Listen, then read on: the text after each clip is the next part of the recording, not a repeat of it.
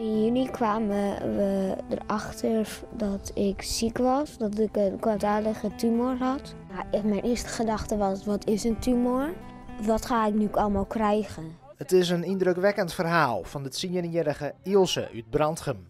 Een proteskwalband uit Noord-Eerst-Friesland rennen joert een sponsorloop om geld in te zamelen van onderzoek naar bennenkanker. En zo dus ook voor Ilse, die het vertelt hoe het nou met haar gaat. Nou, het gaat wel goed, maar ik moet nog een paar chemo's.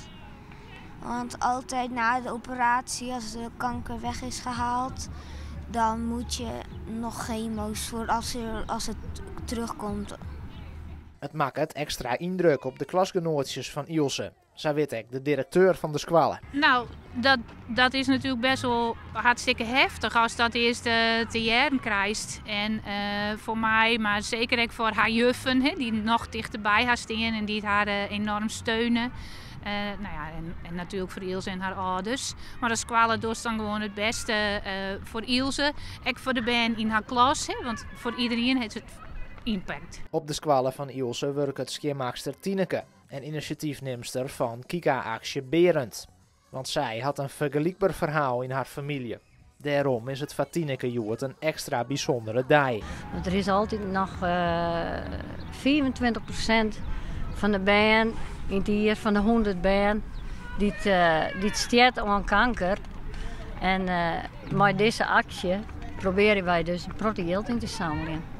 Elke nien is Joert heel wies en onder de indruk van alle sportieve inzet en het geld wat ophellen wordt. Tineke die vertelde, die krijgt enveloppen maar geld door de brievenbus smieten. We zijn sponsoren door de supermarkt, dwarsbelang, iedereen zit achter u. Daar was gewoon helemaal warm van.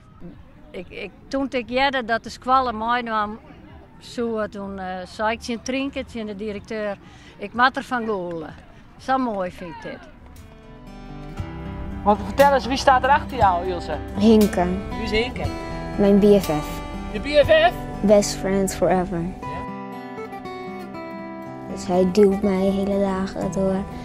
En zij pakt mijn eten elke keer. Dus zij helpt mij heel goed. Hoe noem je haar zo net dan? Slaafje. Ik wat vind je daarvan dat ze je een slaafje noemt? Ja, soms denk ik van, ja, heel grappig. Heel ik kan ermee mee. Ja, tuurlijk.